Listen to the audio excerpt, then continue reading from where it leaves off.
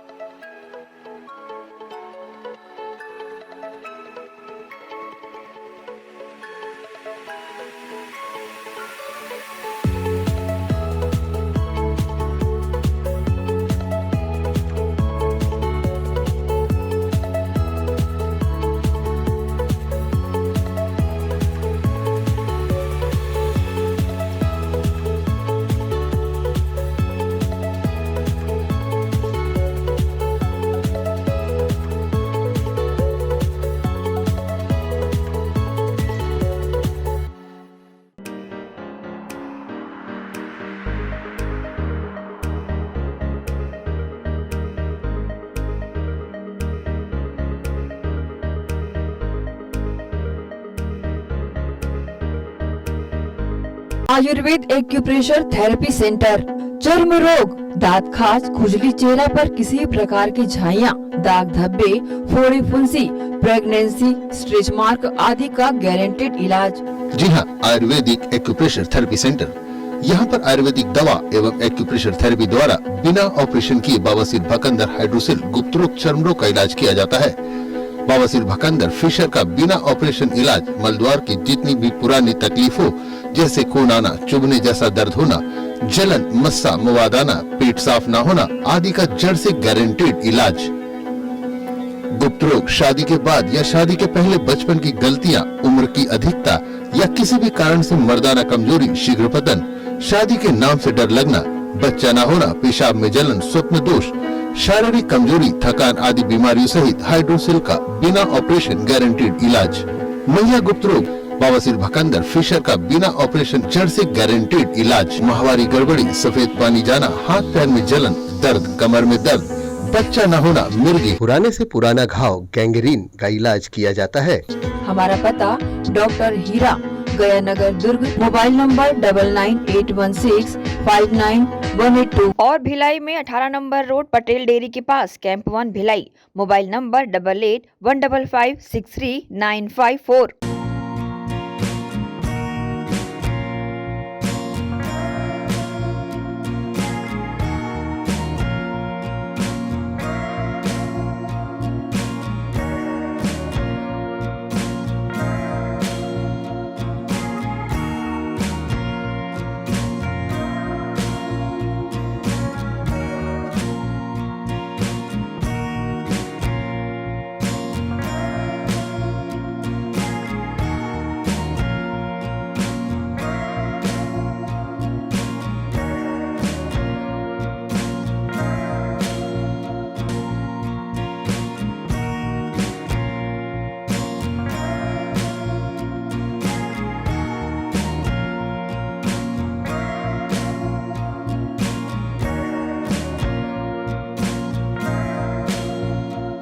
Sonalika rotavator का बादशाह, जो मिट्टी में सोना उगाता है।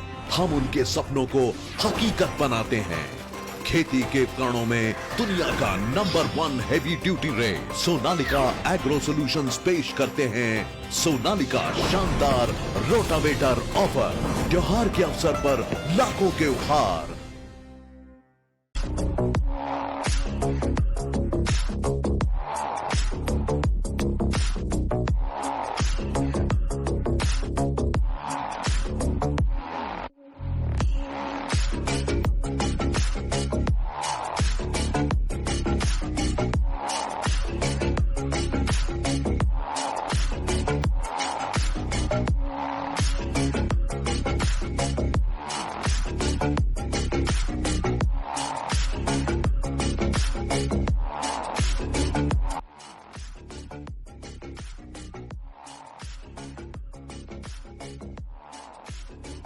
ब्रेक के बाद आपका स्वागत है।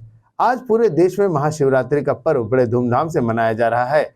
भक्त भगवान शिव जी के दर्शन करने कतार में खड़े रहकर भगवान शिव को जलाभिषेक कर मन्नत मांग रहे हैं। दुर्ग जिले के देवबलोदा गांव में स्थित प्राचीन शिव मंदिर में भी सुबह से ही भक्तों की लाइन लगी हुई थी। भक्त भगवान शिव से पापों के प्रायश्चित और सभी मनोकामनाओं के पूरी होने के लिए पूजा अर्चना कर रहे थे। हिंदू धर्म में महाशिवरात्रि का विशेष महत्व होता है। इस दिन भगवान शिव की पूजा करने से सभी प्रकार की मनोकामनाएं पूर्ण होती है। ये हर साल फागुन मास की कृष्ण पक्ष की चतुर्दशी को मनाया जाता है। इस साल महाशिवरात्रि 8 मार्च को मनाई जा रही है। वही माना जाता है कि आज ही के दिन भगवान शिव ज्योतिर्लिंगों के रूप में प्रकट हुए थे। महाशिवरात्रि के पावन अवसर पर हम आपको देवबलोदा गांव के प्राचीन शिव मंदिर की महिमा बताने जा रहे हैं। दुर्ग जिला मुख्यालय से महज 22 किलोमीटर दूर देवबलोदा गांव है, जहां भगवान शिव का एक ऐसा प्राचीन मंदिर है जो माना जाता है कि स्वयं ही भूगर्भ से उत्पन्न हुआ है। और ऐसा भी माना जाता है कि इस मंदिर का निर्माण 13वीं शताब्दी में किया गया था। इस मंदिर में खास बात यह है कि मंदिर का निर्माण 6 महीने में एक मूर्तिकार ने किया था, इसलिए इस मंदिर को 6 मासी मंदिर के नाम से भी जाना जाता है।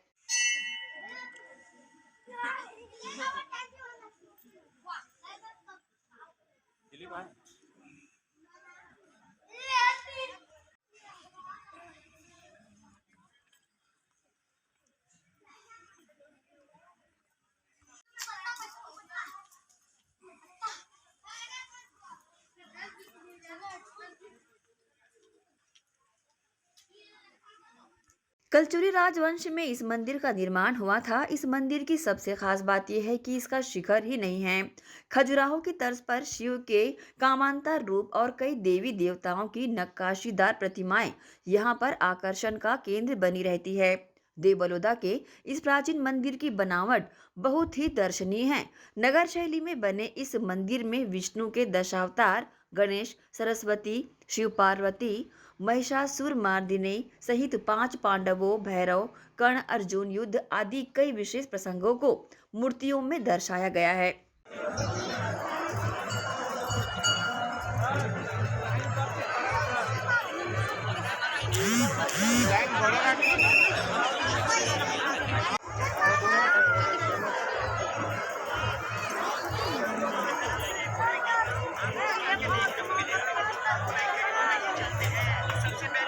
ऐसे में पर्यटन और पुरातत्व की दृष्टि से इस मंदिर की महत्ता और अधिक बढ़ जाती है।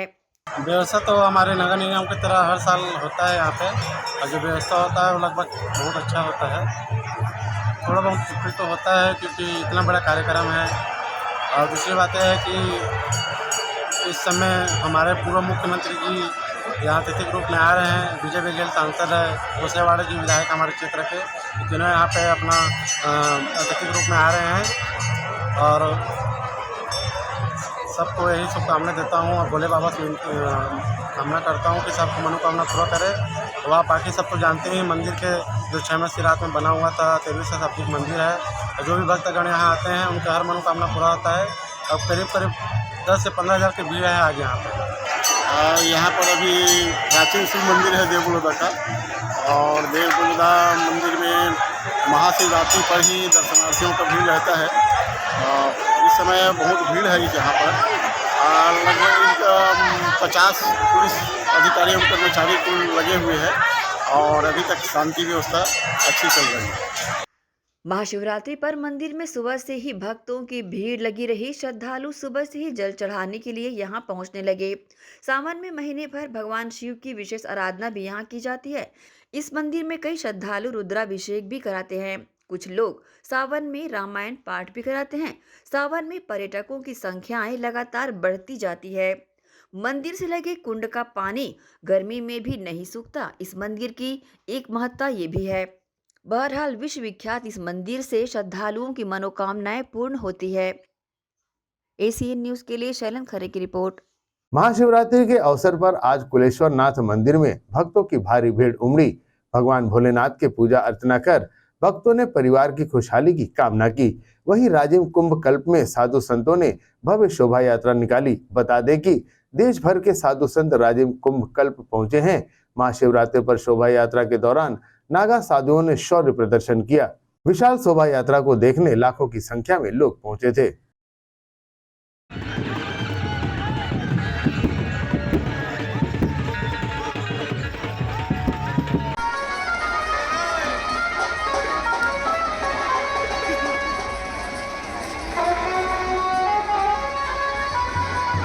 यहाँ वक्त हो चुका है एक और छोटे से ब्रेक का। बने रहिए हमारे साथ।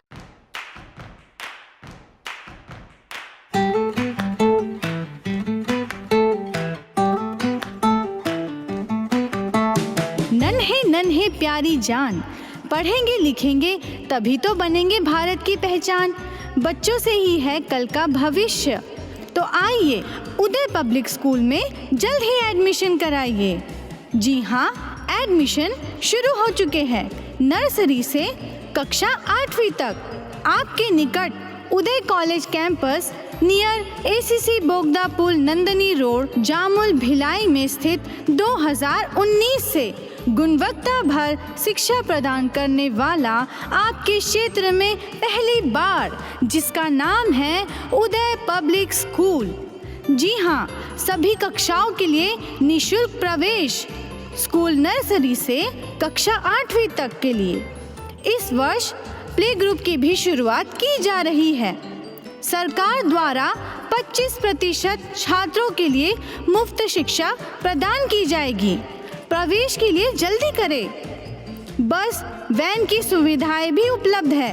पुस्तकालय सुविधाएं है, सीसीटीवी कैमरा, संगीत कक्ष, खेल और सांस्कृतिक गतिविधियां, मल्टीपर्पस हॉल, महत्वपूर्ण दिन और त्योहारों को भी यहाँ मनाया जाता है। कंप्यूटर लैब और स्मार्ट क्लास शिक्षण सुविधाएं भी उपलब्ध की जाती है। अग्नि सुरक्षा के लिए भी सुविधाएं उपलब्ध है। बच्चों के अंग्रेजी बोलने पर भी महत्वपूर्ण ध्यान दिया जाता है। तो फिर देरी किस बात की, जल्दी कीजिए क्योंकि एडमिशन शुरू हो चुके हैं उदय पब्लिक स्कूल में। आपके निकट उदय कॉलेज कैंपस, निकट एसीसी बोगदा पुल, नंदनी रोड, जामुल, भिलाई में।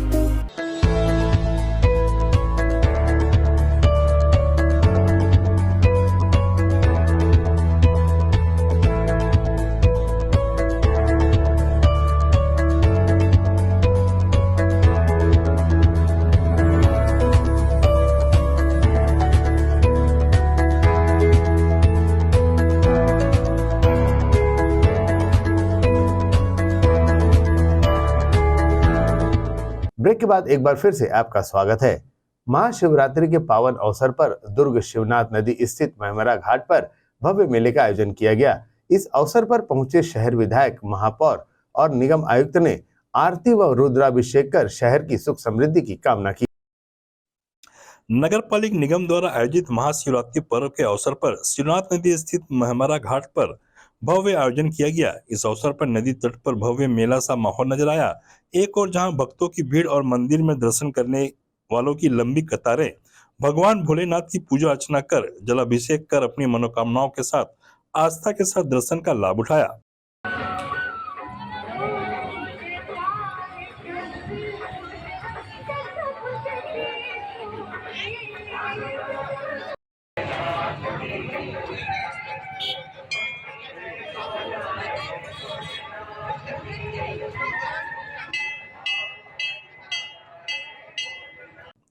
वहीं इस अवसर पर शहर विधायक गजेंद्र यादव और दुर्ग महापौर धीरज बाकलीवाल, निगम आयुक्त लोकेश चंद्राकर भी शिवनाथ नदी स्थित महमरा घाट पहुंचे और बाबा की आरती कर बर्फ से बने शिवलिंग का रुद्राभिषेक किया। इस अवसर पर उपस्थित जनप्रतिनिधियों ने रुद्राभिषेक कर शहर के लिए खुशहाली की कामना की।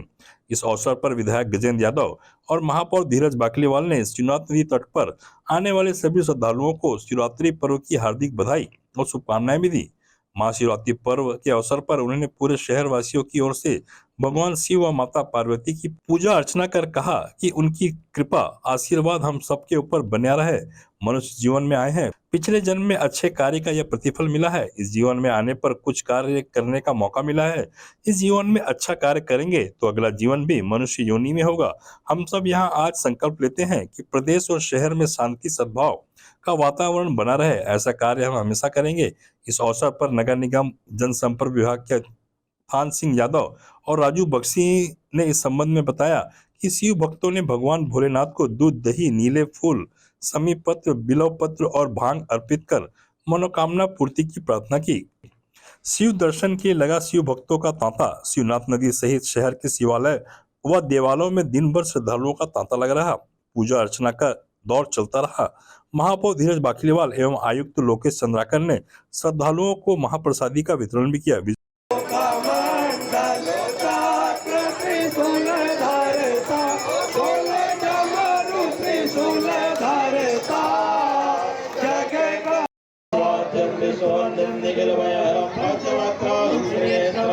श्री भगवते शाम सदा शिवाय नमः। मंत्रोच्चारण प्रार्थनां समर्पयामि। जय उमापति महादेव की जय। शंकर भगवान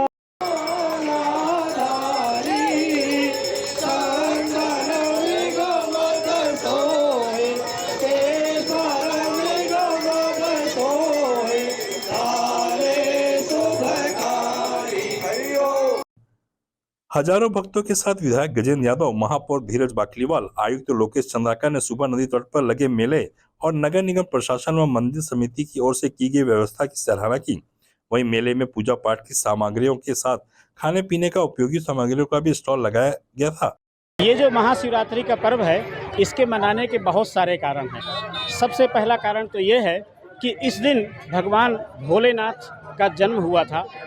एक दूसरा कारण यह भी है कि भगवान भोलेनाथ के जन्म के साथ साथ इसी दिन भगवान भोलेनाथ का माता पार्वती के साथ में विवाह हुआ था। इसके अतिरिक्त एक मान्यता यह भी है जो शिवरात्रि के इस महापर्व को और महत्व को दर्शाती है, और वह यह है कि इस दिन संसार के सूक्ष्म से लेकर के जो बृहद शिवलिंग है, अर्थात जो छोटे से छोटे शिवलिंग हैं और बड़े से बड़े शिवलिंग हैं, उन सभी शिवलिंग में भगवान शंकर जो हैं वो अपने दिव्य रूप के साथ निवास करते हैं। और इसलिए भगवान शंकर का ये कहना है, भगवान शंकर का, कि जो भी इस दिन मेरे इस परम दिव्य रूप के दर्शन करता है, पूजन करता है, विधिवत ध्यानार्चन करता है, मैं उसकी सभी बाधाओं को विनष्ट करता हूँ और उसकी मनोवांछित कामनाओं को पूर्ण करता हूँ। चूँकि यह जो पर्व है भगवान भोलेनाथ का है, भगवान भोलेनाथ को कहा जाता है आशुतोष। आशुतोष का अर्थ यह होता है कि जो बहुत छोटे से प्रयत्नों में, बहुत छोटी सी पूजा में जो प्रसन्न हो जाते हैं, उनको आशुतोष कहा जाता है। इस दिन होता यह है कि जो भगवान भोले के भक्त लोग होते हैं वो प्रातःकाल से किसी सरोवर के किनारे या किसी नदी के किनारे आकर के या किसी तीर्थ स्थान पर आकर के भगवान शंकर का पूजन पाठ करते हैं, उनका जलाभिषेक करते हैं। अभिषेक भी कई प्रकार से किया जाता है, कोई जल से करता है, कोई गन्ने के रस से करता है, कोई सरसों तेल से करता है, कोई मधु से करता है। तो व्यक्ति जिस प्रकार की अपनी मनोकामनाएं लेकर के आते हैं, भोलेनाथ उनकी सभी मनोकामनाओं को पूर्ण करते हैं, उनकी बाधाओं को नष्ट करते हैं। एशियन न्यूज के लिए दुर्ग से नसीम। मुख्यमंत्री विष्णुदेव साय ने मुख्यमंत्री निवास में पूर्व सांसद और केंद्रीय मंत्री स्वर्गीय दिलीप सिंह जुदेव की जयंती पर उनके छायाचित्र पर पुष्प अर्पित कर उन्हें नमन किया। मुख्यमंत्री साय ने कहा कि स्वर्गीय जुदेव मेरे राजनीतिक पथ प्रदर्शक थे। आज मेरा राजनीतिक जीवन स्वर्गीय दिलीप सिंह जुदेव जी को समर्पित है। उन्हीं की इच्छा थी कि मैं छत्तीसगढ़ का मुख्यमंत्री बनूं। उन्होंने कहा कि यह मेरा सौभाग्य है कि उनका आशीर्वाद आज फलित हुआ। स्वर्गीय जुदेव ने हमेशा आदिवासी हक की लड़ाई लड़ी। उन्होंने हमेशा सनातन संस्कारों को बचाए रखने के लिए संघर्ष किया। छत्तीसगढ़ में हमारी सरकार उन्हीं के पद चिन्हों पर चलते हुए आदिवासी कल्याण और राज्य में सुशासन स्थापित करने के लिए संकल्पित होकर काम कर रही है। अंतर्राष्ट्रीय महिला दिवस की पूर्व संध्या पर अधिवक्ता संघ दुर्ग द्वारा आयोजित कार्यक्रम में न्यायमूर्ति रमेश सिन्हा मुख्य न्यायाधीश सम्मिलित हुए। इस अवसर पर न्यायमूर्ति के हाथों महिलाओं का सम्मान किया गया। अंतर्राष्ट्रीय महिला दिवस की पूर्व संध्या पर अधिवक्ता संघ द्वारा न्यायालय परिसर में आयोजित विशेष कार्यक्रम में विशेष रूप से माननीय श्री न्यायमूर्ति रमेश सिन्हा मुख्य न्यायाधीश छत्तीसगढ़ उच्च न्यायालय बिलासपुर गुरुवार की शाम सम्मिलित हुए। इस दौरान कार्यक्रम में माननीय न्यायमूर्ति के साथ विशेष रूप से सुधीर कुमार रजिस्ट्रार जनरल छत्तीसगढ़ उच्च न्यायालय बिलासपुर, MVL सुब्रमण्यम माननीय मुख्य न्यायाधीश के संयुक्त रजिस्ट्रार सह प्रधान निजी सचिव रविंद्र सिंह नेगी, सहायक रजिस्ट्रार छत्तीसगढ़ उच्च न्यायालय बिलासपुर तथा नीता यादव, जिला एवं सत्र न्यायाधीश दुर्ग सुश्री ऋचा प्रकाश चौधरी, कलेक्टर दुर्ग जितेंद्र शुक्ला, पुलिस अधीक्षक दुर्ग, जिला न्यायालय, कुटुंब न्यायालय, श्रम न्यायालय दुर्ग के समस्त न्यायिक अधिकारीगण, अधिवक्ता संघ दुर्ग की ओर से अध्यक्ष नीता जैन और तथा समस्त सम्मान्य अधिवक्ता गण उपस्थित हुए। आइए पदाधिकारी भी आ सकते हैं, आ जाइए सभी लोग आपके पते, आ जाइए सभी।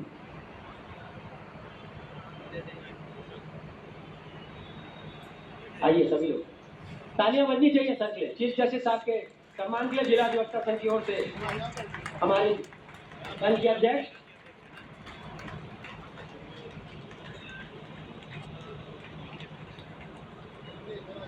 सभी लोग आ जाइए, सब लोग।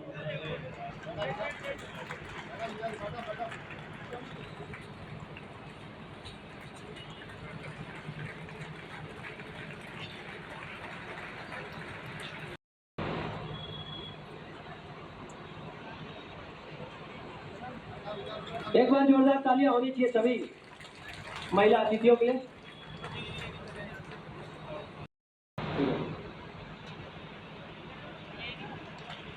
इसके बाद हमारे बीच में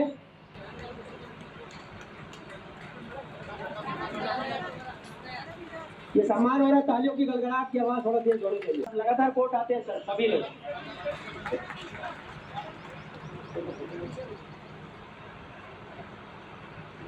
इस अवसर पर माननीय श्री न्यायमूर्ति रमेश सिन्हा, मुख्य न्यायाधीश छत्तीसगढ़ उच्च न्यायालय बिलासपुर द्वारा दीप प्रज्वलित कर कार्यक्रम का शुभारंभ किया गया और अपने उद्बोधन में उन्होंने कहा कि जितनी भी महिला अधिवक्ता हैं उनको महिला दिवस की हार्दिक बधाई देता हूं। साथ ही उन्हें दुर्ग जिले के सामान्य प्रशासन, न्याय व्यवस्था व अधिवक्ताओं की बागडोर महिला अधिकारियों के हाथों में होने का जिक्र किया, जिसके अंतर्गत जिले की न्याय व्यवस्था की बागडोर नीता यादव, जिला एवं सत्र न्यायाधीश दुर्ग प्रशासनिक व्यवस्था की जिम्मेदारी ऋचा प्रकाश चौधरी, जिला कलेक्टर दुर्ग व अधिवक्ता संघ की बागडोर नीता जैन, अध्यक्ष अधिवक्ता संघ के हाथों में होने पर प्रकाश डाला। साथ ही कहा कि महिलाओं की भागीदारी हर क्षेत्र में है, चाहे वह न्यायपालिका हो, सामान्य प्रशासन विभाग हो, राजनीति में हो, चाहे वो आंतरिक में हो, हर क्षेत्र में महिलाओं ने अपनी प्रतिभा का परचम लहराया है। महिलाओं को उनके त्याग भावना के कारण पुरुषों से अधिक महत्व दिया गया। महिलाएं जो अपने परिवार को देखती हैं, साथ ही कार्य क्षेत्र में पुरुष के साथ कंधे से कंधा मिलाकर कार्य भी करती हैं, यह बहुत ही सराहनीय है। महिला अधिवक्ताओं की भूमिका को अत्यंत ही चुनौतीपूर्ण बताते हुए उनके न्याय व्यवस्था के प्रति समर्पण की प्रशंसा किए। महिला दिवस को उल्लास के साथ मनाने के पीछे महिलाओं की भागीदारी पर प्रकाश डालते हुए माननीय न्यायमूर्ति ने लैंगिक समानता के महत्व को उजागर किया। महिला दिवस है, आपको आना पड़ेगा, तो I just give a thought, मेरे जहन में बात आई कि उन्होंने कुछ बात ऐसी कही जिसके लिए मैंने कंसेंट दे दिया कि अच्छा मैं आता हूँ। फर्स्ट ऑफ ऑल ये था कि president of the district bar association is Madam Neeta Jain. Therefore, then the district judge is Neeta Yadav and the district magistrate Madam Chaudhary. Then I said that we should have looked for some female chief justice, but that person आपको ही जाना चाहता। So one of my colleague of mine who is just next to me, she is Sunita Gawai. She is Chief Justice of Gujarat High Court. She is from my batch only. And but as जो ईश्वर को मंजूर है, मैं यहाँ हूँ और इसलिए मैं आज आप लोग के समक्ष उपस्थित हुआ हूँ, क्योंकि मैं लिख के तो ले आया हूँ डिफरेंट टेक्स्ट से, बट मैंने जो यहाँ पर एक एटमॉस्फेयर जो स्पेशली देखिए, आप अधिवक्ता महिलाएं हैं, ये एक और चैलेंजिंग टास्क है। आप अगर कॉम्पिटिटिव एग्जाम में रहते हैं तो by virtue of your experience, your seniority, you go up, but so far as the lawyers are concern, specially the lady advocates, it is their labour, their devotion to this profession which gives you a position in the judiciary, in the legal fraternity, in the district judgeship, where you represent the litigants and see your president. Twice this is the second time she has been elected, being the president of the District Bar Association. You have to take inspiration from her. And so far as the district judge is concerned, she is from the judiciary. She is already the topmost post of the judgeship. Similarly, the district magistrate, bureaucracy mein, she is the topmost, she is heading the state. And above and all, you see the Honorable President of India, who is the first citizen of India. She is the lead, guiding spirit behind everything. Therefore, Asian news के लिए दुर्ग से नसीम फारूकी की report. विश्व में एक समुदाय है प्रजापिता ब्रह्म कुमारी का, जो भगवान शिव की आराधना करता है और उन्हीं का अनुसरण करते हुए उनके बताए मार्गों पर चलता है। पूरे विश्व भर में इनके द्वारा प्रजापिता ब्रह्मा कुमारी ईश्वरी विश्वविद्यालय का संचालन किया जाता है, जहां उनके द्वारा आत्मा को परमात्मा से मिलने का स्रोत बताया जाता है। साथ ही कई छोटे बड़े सेवा केंद्र भी चलाए जाते हैं, जिनमें मुख्य रूप से तनाव मुक्त जीवन जीने के लिए मेडिटेशन करवाया जाता है। ऐसा ही एक सेवा केंद्र जो हाउसिंग बोर्ड कॉलोनी भिलाई में है, वहां की संचालिका वर्षा दीदी से हमने यह जाना कि ब्रह्मा कुमारीज की उत्पत्ति कैसे हुई और कब हुई और उनका उद्देश्य क्या है। आप भी देखिए क्या कहती हैं ब्रह्मा कुमारीज वर्षा दीदी। नमस्कार दोस्तों, आज शिवरात्रि का महाशिवरात्रि का विशेष दिन है और आज हम प्रजापिता ब्रह्मा कुमारीज के हाउसिंग बोर्ड स्थित सेवा केंद्र में पहुंचे हैं। हमारे साथ है यहाँ की संचालिका वर्षा दीदी। आज हम भगवान शिव पर कुछ चर्चा करना चाहेंगे। ऐसा कहा जाता है कि जो प्रजापिता ब्रह्म कुमारीज का जो कुनबा है ये शिव को ही मानता है और शिव के बताए हुए मार्गों पर चलता है और आराधना भी शिव की करते हैं। आज मौका है और विशेष दिन भी है, तो थोड़ी सी चर्चा हम इनसे करेंगे, कुछ जानना चाहेंगे प्रजापिता ब्रह्म कुमारीज के बारे में और भगवान शिव के बारे में चर्चा करते हैं। सबसे पहले दीदी आपका स्वागत है। दीदी, ऐसा कहा जाता है कि प्रजापिता मतलब भगवान शिव, सभी के शिव हैं, पिता हैं। मैं ये जानना चाहूंगा कि ये जो कुनबा है जिसको प्रजापिता ब्रह्म कुमारीज कहा जाता है, इसकी उत्पत्ति कैसे हुई? प्रजापिता ब्रह्मा कुमारी ईश्वरीय विश्वविद्यालय, इसकी शुरुआत पाकिस्तान सिंध हैदराबाद से हुई और दादा लेखराज जो हीरे के व्यापारी थे उनके माध्यम से इस संस्था का निर्माण किया गया और परम पिता परमात्मा के ही साकार माध्यम उन्हें एक साक्षात्कार हुआ और साक्षात्कार के बाद में उन्हें ऐसा दिव्य अनुभव हुआ कि अब ये मेरे हीरे का जो व्यापार है ये मेरे लिए नहीं है और मुझे कुछ जन कल्याण के लिए, समाज के लिए कुछ करना है। तो उसके बाद जैसे परमात्मा की प्रेरणा अनुसार ही उन्होंने अपने पूरे व्यापार को और परिवार सहित उन्होंने एक संस्था के जैसे निर्माण की एक प्रतिक्रिया जो है शुरू हुई और उसके बाद में कारवां जुटा गया और पूरे पाकिस्तान सिंध प्रांत से काफ़ी इसमें अनुयायी जुटे गए और धीरे धीरे बहुत बड़ा विस्तार होता गया और फिर भी उसमें भी कई विघ्न आए। जिनको निश्चय था तो वो यहाँ पर जुड़े रहे और तो परमात्मा अनुभूतियाँ जिनको रही कि हम परमात्मा ज्ञान के बिना, अमृत के बिना रह नहीं सकते, तो वो सबके सब जुड़ते गए और उसके बाद भारत में आना हुआ 1952 में। उसके बाद फिर हेडक्वार्टर जो हमारा माउंट आबू है वहाँ पर इसकी स्थापना हुई और आज देश विदेश में करीब इसके 145 सेवा केंद्र है जिसके माध्यम से ये जो सेवाएं हैं वो संचालित की जा रही है। दीदी, जैसा बता रहे हैं कि पूरे वर्ल्ड की बात करें तो 145 सेवा केंद्र हैं। एक सवाल ये है कि 145 सेवा केंद्रों में मेरे हिसाब से भारत में सबसे ज्यादा है जी। कितने होंगे? भारत में काफी संख्या में 10,000 से भी अधिक और छोटे छोटे रूप में जो उसकी ब्रांचेस है जो घरों में चलते हैं तो वो उसकी संख्या भी काफी संख्या में है और काफी लाखों की तादाद में जो भाई बहन हैं वो रेगुलर एक दिन भी नहीं, इसकी छुट्टी नहीं होती है, रेगुलर ईश्वरीय सत्संग की जगह हम इसको कहे पढ़ाई पढ़ते हैं, ईश्वरीय पढ़ाई। दीदी, आपसे एक चीज पूछना चाहूंगा, ईश्वरीय विश्वविद्यालय या यूं कहें कि प्रजापिता ब्रह्म कुमारीज के जो सेवा केंद्र हैं, मुख्य उद्देश्य क्या है और क्या कार्य हम लोग करते हैं इसमें? ब्रह्मा कुमारीज का जो मुख्य उद्देश्य यही है कि हम स्वयं को पहचाने और उस पिता परमात्मा की जो पहचान है वो स्वयं के अंदर में कि मैं कौन हूँ, मैं किसका हूँ और हमारे जीवन का एम ऑब्जेक्ट, जैसे हमारी भारतीय संस्कृति में है कि नारी ऐसी करनी करे कि लक्ष्मी बने और नर ऐसा करण करे कि नारायण बने। तो वो कर्मों पर खास अटेंशन दिलाया जाता है कि हम ऐसे वैल्यूज को धारण करें जिससे हमारे अंदर में वो वैल्यूज जब आएंगे तो हम नर से नारायण, नारी से लक्ष्मी हम बन सके। ये इसका मेन उद्देश्य है। दोस्तों, बहुत अच्छी बात है, नर से नारायण और नारी से लक्ष्मी।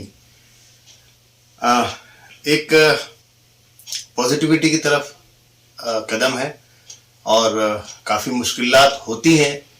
बोलने में आसान है कि नर से नारायण और नारी से लक्ष्मी, लेकिन इसको सार्थक करते हैं प्रजापिता ब्रह्म कुमारी ईश्वरीय विश्वविद्यालय के द्वारा संचालित सेवा केंद्रों में इस चीज को क्रियान्वित किया जाता है। इसको क्रियान्वित करने के लिए एक सार्थक मार्गदर्शन यहाँ से प्राप्त होता है। एक चीज और जानना चाहेंगे वर्षा दीदी, हर शिवरात्रि को एक विशेष आयोजन, एक झांकी का आयोजन किया जाता है। इस बार भी झांकी का आयोजन है। झांकी का आयोजन जो हम करते हैं, प्रतिवर्ष करते हैं महाशिवरात्रि पर, क्या हम बताते हैं शिव जी के अलग अलग रूपों को? हम पूरे जो 12 ज्योतिर्लिंग हैं, कभी उनके वो होते हैं और भी बहुत सारी चीजें हैं। तो इस प्रदर्शनी का क्या उद्देश्य है? शिवरात्रि के उपलक्ष्य में जो यहाँ पर आयोजन किया गया, जितने भी हमारे ब्रह्मा कुमारीज के, तो उसके पीछे का उद्देश्य यही रहता है कि वास्तव में सच्ची शिवरात्रि हम मनाएं। शिवरात्रि में बहुत भावना से अक, धतुरा, बेल पत्र आदि लेकर के जाते हैं, लेकिन और साथ में थाली भी सजा करके माताएं लेकर के जाती है, दूध चढ़ाया जाता है। लेकिन वास्तव में कौन सा अक धतुरा हमको चढ़ाना चाहिए कि हमारे अंदर में जो कांटे हैं, बुराइयों रूपी जो है, उसको हम अक धतुरा परमात्मा शिव के ऊपर अर्पण करें। तो जब उनके ऊपर में ये सारी चीजें अर्पण हो जाएगी तो सच्ची हम ये रात्रि मनाएंगे और हमारे जीवन में जो अज्ञानता का अंधकार है वो निकल जाएगा। तो ये इसके पीछे का भाव रहता है, ताकि हम सबको ये संदेश दे कि अपने अंदर से अज्ञान का अंधकार निकाले। और जागरण का भी शिवरात्रि में खास रिवाज होता है। तो आज हम स्वयं ही सोए पड़े हैं अज्ञानता के अंधकार में, तो उसी को हमको जगाना है। जब हम उससे जागेंगे तभी हम वास्तव में सच्ची शिवरात्रि मना सकते हैं। अज्ञान अंधकार से निकल, इसलिए कहते हैं ना, अस्तो माँ सदगम्य तमसो माँ ज्योतिर्गम्य, ये इसका उद्देश्य है।